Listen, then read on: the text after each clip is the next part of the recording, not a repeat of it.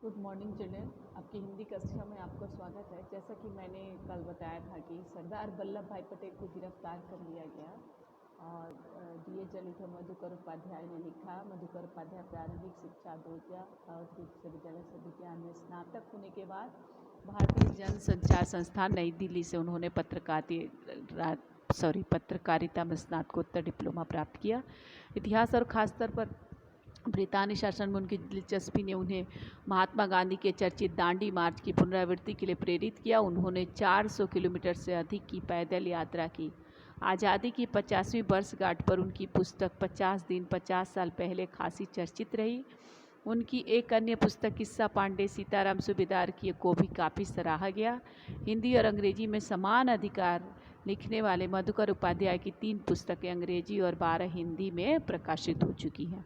पत्रकारिता और साहित्य के साथ साथ उनकी गहरी दिलचस्पी कार्टून विद्या रेखांकन में भी है। मधुकर उपाध्याय ये आजकल दैनिक लोकमत समाचार के प्रधान संपादक थे। जैसा मैंने बताया था कि सरदार वल्लभ भाई पटेल को गिरफ्तार कर लिया गया।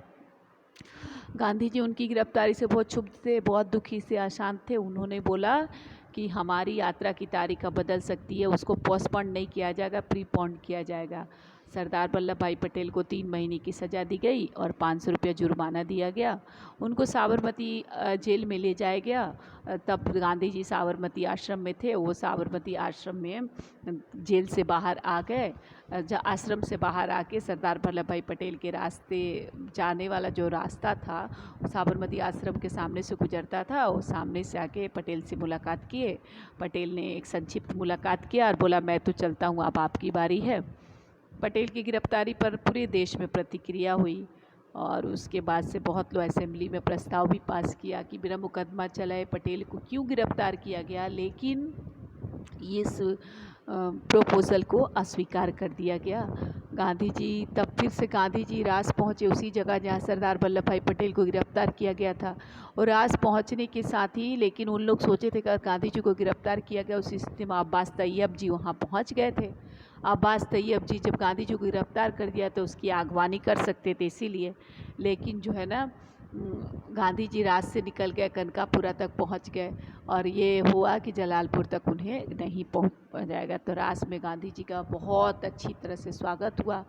गांधी जी ने अपने भाषण में दरबार समुदाय का उल्लेख किया और बोला कि इनसे आप लोग त्याग और हिम्मत सीखिए। वो दरबार जो है ना शंकर दास और दरबार जो है ना उल्लेख रविशंकर महाराज गोपाल दास दरबार मौजूद थे, उन लोग का खास करके उल्लेख किया गांधी जी। वो दरबारी क्या थे, रियासतदार होते थे। उनकी साहबी थी, ऐशो आराम की ज़िंदगी थी, एक तरह का राजपाट था। दरबार सब कुछ छोड़कर यहाँ आकर बस गए। गांधी जी ने कहा इनसे आप त्याग और हिम्मत सीखो। मैंने दरबार समुदाय के जो लोग थे वो रियासतदार होते थे, बहुत बड़े इलाके के मालिक होते थे। साहबी थी मैंने बहुत ऐशो आराम ठाट बाट थी, ऐशो आराम की ज़िंदगी थी। जैसे राजे महाराजे की ज़िंदगी होती है वैसी इनकी ज़िंदगी थी। ये दरबार लोग सब कुछ छोड़कर यहाँ आ गए, बस गए। गांधी जी ने कहा इनसे आप त्याग और हिम्मत सीखो मन दरबारियों से। अखिल भारतीय कांग्रेस कमेटी की बैठक 21 मार्च को साबरमती के तट पर होने वाली थी। जवाहरलाल नेहरू इस बैठक से पहले गांधी जी से मिलना चाहते थे। उन्होंने संदेश भिजवाया जिसके जवाब में गांधी जी ने रास में अपनी जनसभा से पहले एक पत्र लिखा और कहा कि उन तक पहुंचना कठिन है। अखिल भारतीय कांग्रेस कमेटी की स्थापना 1885 में हो चुकी थी। उस समय उसके अध्यक्ष जवाहरलाल नेहरू थे।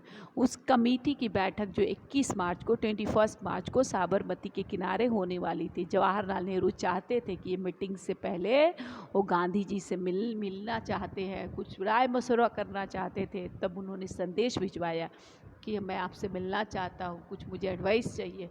तो गांधी जी ने बोला कि रास में अपनी जनसभा से पहले, रास का जनसभा से पहले एक पत्र लिखा कि उन तक माने मेरे तक पहुँचना आपका बहुत कठिन है। तुमको पूरी एक रात जागरण करना पड़ेगा और कल रात से पहले वापस लौटना चाहते हो तो इससे बचा नहीं जा सकता। मैं उस समय जहाँ भी रहूँगा संदेशवाहक तुमको वहाँ तक ले जाएगा।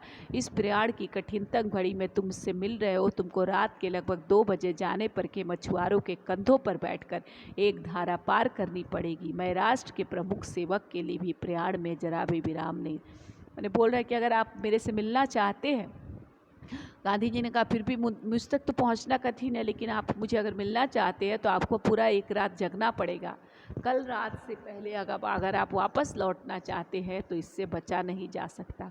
मैंने कल रात तक मैं जहाँ भी रहूँगा मेरा संदेशवाहक आपको वहाँ ले जाएगा। इस प्रयाण मतलब यात्रा, जो दांडी यात्रा थी, कठिनतम मैंने सबसे मुश्किल घड़ी में, कठिनतम मैंने सबसे मुश्किल घड़ी में आप मुझसे मिल रहे हो। तो आप मिलना अगर चाहते हो तो रात को 2 बजे आपको जो है ना जाने पर के मैंने मछुआरे जो आपको कंधों पर बैठा कर एक धारा पार कराएंगे रात में 2 बजे, तब आप मुझसे मिल सकते हैं। मैंने दिन में तो मैं यात्रा आपके लिए स्थगित नहीं कर सकता हूँ। पूरे देश का पूरे देश की सेवा, देश का हित निर्भर है, उसको मैं स्थगित नहीं। मैं राष्ट्र के प्रमुख सेवक के लिए भी प्रयाण में जरा भी मैंने, आप राष्ट्र के प्रमुख सेवक हैं लेकिन यात्रा में मैं विराम नहीं दूंगा। वल्लभ भाई की गिरफ्तारी के कारण रास में आम लोगों को भी सरकार के खिलाफ प्रतिक्रिया स्वाभाविक थी। गांधी जी की जनसभा से पहले ही गांव के सभी पुश्तैनी मुखिया और पटेल उन्हें अपना इस्तीफा सौंप गए। गांधी ने दांडी कूच शुरू होने से पहले निश्चय कर लिया था कि वो अपनी यात्रा ब्रिटिश आधिपत्य वाले भूभाग से ही करेंगे, किसी राजघराने के इलाके में नहीं जाएंगे। लेकिन इस यात्रा में उन्हें थोड़ी देर के लिए बड़ौदा रियासत से गुजरना पड़ा। ऐसा न करने पर यात्रा करीब 20 किलोमीटर लंबी हो जाती और इसका असर यात्रा के कार्यक्रम पड़ता। वल्लभ भाई की गिरफ्तारी के कारण वल्लभ भाई गिरफ्तार हो गए तो रास में सब लोग सरकार के खिलाफ बोलने लगा, रिएक्शन होने लगा। गांधी की जनसभा में माने गांधी जी ने अपनी जनसभा जो राष्ट्र में किया तो पुश्तैनी मुखिया, जो पुश्तैनी बहुत दिनों से उनके मुखिया चली आ रही थी, पीढ़ियों से चला आ रहा जो प्रभुत्व था, जो मुखिया बने हुए, तो और पटेल जिनका सरनेम पटेल था, सब अपना इस्तीफा सौंप गए। गांधी दांडी कूच शुरू होने से पहले, दांडी यात्रा शुरू होने से पहले ही गांधी जी ने निश्चय कर लिया कि वो अपनी यात्रा क्या करेंगे, ब्रिटिश का राज्य, ब्रिटिश का एक छत्र, ब्रिटिश का आधिपत्य, ब्रिटिश की अधीनता जहाँ पे है उस भूभाग से मैंने डरेंगे नहीं, ब्रिटिश वाले हिस्से से करेंगे। राजा महाराजा वाला इलाका जो है, भारतीय राज्यों का इलाका, उस इलाके में नहीं जाएंगे। लेकिन क्या है, इस यात्रा में उन्हें थोड़ा देर के लिए नहीं चाहते, वो उन्हें बड़ौदा रियासत से, बड़ौदा के राजा के इलाके से, उस रियासतदार से गुजरना पड़ा। ऐसा अगर वो लोग नहीं करते तो यात्रा 20 किलोमीटर और बढ़ जाती और इससे और लेट से पहुँचते, यात्रा पर असर पड़ता। सत्याग्रही गाजे बाजे के साथ रास में दाखिल हुआ। गांधी जी को एक धर्मशाला में ठहराया गया जबकि बाकी सत्याग्रही तंबुओं में रुके। मतलब वह सत्याग्रही जो थे गाजे बाजे के साथ रास में दाखिल हुए, गांधी जी को धर्मशाला में जबकि बाकी सब सत्याग्रही को तंबू में ठहराया गया। रास की आबादी करीब 3000 थी लेकिन उनकी जनसभा में 20,000 से ज़्यादा लोग थे। बोला कि रास की उस समय आबादी, पॉपुलेशन कितना था, केवल 3000, लेकिन गांधी जी जिस जनसभा को संबोधित कर रहे थे उसमें कम से कम 20,000 से ज़्यादा लोग थे। अपने भाषण में गांधी जी ने पटेल की गिरफ्तारी का जिक्र करते हुए कहा, सरदार को यह सजा आपकी सेवा के माने सरदार वल्लभ भाई देश की सेवा करते हैं, देशवासियों की सेवा करते हैं, इसलिए ये जो है ना सज़ा उनको पुरस्कार में मिली है। माने आपकी सेवा करते हैं तो ब्रिटिश सरकार भी पुरस्कार दिया है कि देशवासियों की सेवा मत करो। उन्होंने देखिए गांधी जी और सरदार वल्लभ भाई पटेल की बातचीत का फोटो, सरदार वल्लभ भाई पटेल दिख रहे हैं और गांधी जी दिख रहे हैं। उन्होंने सरकारी नौकरियों से इस्तीफे का उल्लेख किया और कहा कुछ मुखी और तलाटी गंदगी पर मक्खी की तरह चिपके हुए हैं, उन्हें भी अपने निजी तुच्छ स्वार्थ भूलकर इस्तीफा दे देना चाहिए। उन्होंने कहा आप लोग कब तक गाँव को चूसने में अपना योगदान देते रहेंगे? सरकार ने जो लूट मचा रखी है उसकी कोई ओर से क्या अभी तक आपकी आंखें खुली नहीं है? सरकारी नौकरी में इस्तीफे मैंने रेजिग्नेशन के बारे में चर्चा करते हुए गांधी जी बोलते हैं कुछ मुखी और तलाटी मैंने जो लोग चापलूस लोग हैं, जो लोग बटरिंग करते हैं अंग्रेज़ सरकार के, जैसे गंदगी में मक्खी चिपकी हुई है वैसे वो लोग ब्रिटिश सरकार की नौकरी में चिपके हुए हैं। उन्हें अपना छोटा सा निजी खुद का स्वार्थ भूलकर उन्हें इस्तीफा दे देना चाहिए। उन्होंने ये भी कहा कि आप लोग कब तक गाँव को चूसने में अपना योगदान, मैंने गाँव वालों का शोषण कब तक करेंगे, गाँव वालों को डेमोरलाइज कब तक करेंगे, गाँव वालों को कब तक दबाते रहेंगे, गाँव वालों पे कब तक आतंक मचाते रहेंगे? सरकार ने जो लूट मचा रखी है उसकी ओर से अभी तक आपकी आंखें बने। सरकार जितना आपको परेशान कर रही है, सरकार जितना कहर बरपा रही है, सरकार जितना आतंक मचा रही है, वो उसको देख के आपकी आंखें खुली नहीं है? मैंने आपको अभी तक समझ में नहीं आया कि सरकार कैसी है और आपके खिलाफ क्या क्या कर रही है? गांधी ने रास में भी राजद्रोह की बात पर जोर दिया और कहा कि उनकी गिरफ्तारी अच्छी बात होगी। सरकार को खुली चुनौती देते हुए उन्होंने कहा, अब फिर बादल घिर आए हैं या कहो सही मौका सामने है। अगर सरकार मुझे गिरफ्तार करती हो तो ये एक अच्छी बात है। मुझे 3 माह की सज़ा होगी तो सरकार को लज्जा आएगी।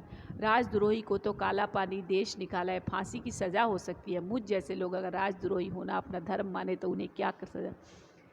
गांधी जी रास में राजद्रोह, क्योंकि सरदार पटेल को क्या बोला गया था, उन्होंने राजद्रोह किया है, देश के खिलाफ द्रोह किया है। तो बोला कि उनकी गिरफ्तारी, ये भी सोच रहा है कि मेरी भी गिरफ्तारी हो जाए तो बहुत अच्छी बात होगी।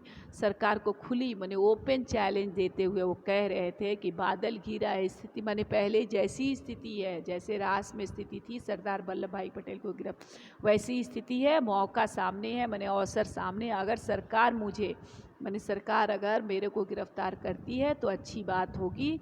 मुझे 3 माह माने मुझे भी जैसे सरदार वल्लभ भाई पटेल को सज़ा मिली है 3 माह की, वैसे मुझे भी 3 माह की सज़ा होगी तो सरकार को शर्म आएगा। मतलब मुझे मेरा कोई अपराध नहीं है, फिर भी 3 महीने की सज़ा सरकार देगी तो सरकार को शर्म आएगा। राजद्रोही को तो काला पानी देश निकाला, फांसी की सज़ा होती है। मुझ जैसे लोग अगर राजद्रोही होना अपना धर्म माने तो उन्हें क्या।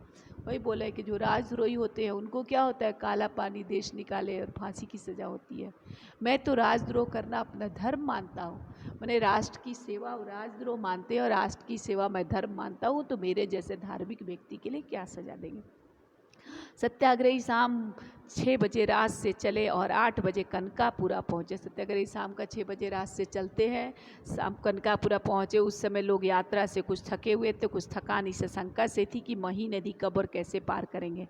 नदी के किनारे पहुँचते ही समुद्र की ओर से आने वाली ठंडी बयार ने सत्याग्रहियों का स्वागत किया।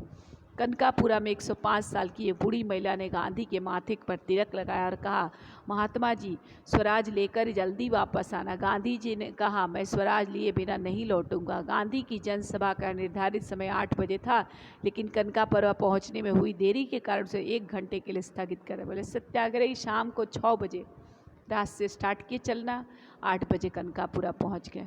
उस समय वो लोग यात्रा करके पैदल थक गए थे और ये सोच के भी उनका मन थक गया था कि वही नदी इतनी बड़ी नदी है, दलदल और कीचड़ से भरी है, इसको हम लोग कैसे पार करेंगे, सोच के और थक गए थे। नदी के किनारे वो लोग जैसे पहुँचे, समुद्र के तरफ से ठंडी ठंडी हवा आ रही थी, लग रहा था उनका स्वागत कर रही है। सत्याग्रहियों का स्वागत कर कनकापुरा में 105 साल की एक बूढ़ी महिला गांधी जी के माथे पे तिलक लगाई और कहती है, मैंने तिलक लगा के उन्होंने कहा कि सत्याग्रह स्वराज लेकर ही वापस आना। गांधी जी भी बोलते हैं कि मैं स्वराज लेकर ही लौटूंगा। गांधी जी के जनसभा, गांधी जी का जो जनसभा था उसका सही समय 8 बजे था, लेकिन कनकापुरा में पहुंचने में कनकापुरा में देरी होने के कारण 1 घंटे के लिए उनको रोक दिया गया। 8 बजे सभा संबोधित करना था, लेकिन कनकापुरा वो लोग देर से पहुंचे, इसलिए सभा को रोक दिया गया। जनसभा ने गांधी जी ने ब्रिटानिक कुशासन का जिक्र किया। उन्होंने कहा, इस राज्य में रंग से राजा तक सब दुखी है। राजे महाराजे जैसे सरकार नचाती है, नाचने को तैयार है। यह राक्षसी राज है, इसका संहार करना चाहिए। रास्ते में रेतीली सड़कें थी तो गांधी जी को कहा गया कि थोड़ी यात्रा कार से कर ले। जनसभा मैंने जो जनसभा कनकापुरा में उन्होंने संबोधित किया, ब्रितानी मैंने ब्रिटिश का कुशासन मैंने खराब शासन का चर्चा उन्होंने किया और ये बताया कि ब्रिटिश राज्य में राजा भी दुखी है, रंग भी मैंने गरीब से लेके अमीर तक दुखी है। राजे महाराजे भी यहाँ पे जो है सरकार जैसे न चाहती है, ब्रिटिश सरकार जैसे चाहती है वैसे वो करने को तैयार है। इसका संहार करना चाहिए। मैंने ये राक्षस का राज है, जैसे दुर्गा माँ ने राक्षसों का संहार किया, भगवान संहार करते हैं, उसी प्रकार इस राक्षसी राज्य का अंत करना चाहिए। रास्ते में बालू कंकड़ भरा रास्ता था तो गांधी जी को बोला गया कि अब गाड़ी से यात्रा थोड़ी देर कर ले 4 व्हीलर से, लेकिन वो नहीं माने। ठीक है, तो देखिए बेटा कैसे कैसे यात्रा शुरू हुई। यात्रा का मैप यहाँ बनाया हुआ है, कहाँ से कहाँ तक शुरू हुआ, कहाँ से कहाँ वो लोग गए, ये सारा चीज़ बनाया हुआ है। ये आप लोग थोड़ा ध्यान से देखिए। अहमदाबाद, उसके बाद देखिए, उसके बाद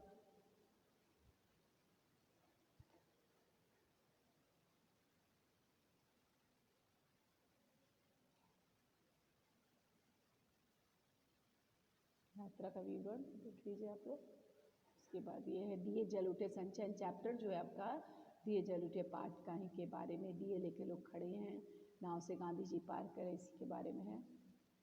धन्यवाद बच्चों। खुश रहिए, स्वस्थ रहिए, घर में रहिए, अच्छी तरह पढ़ाई कीजिए।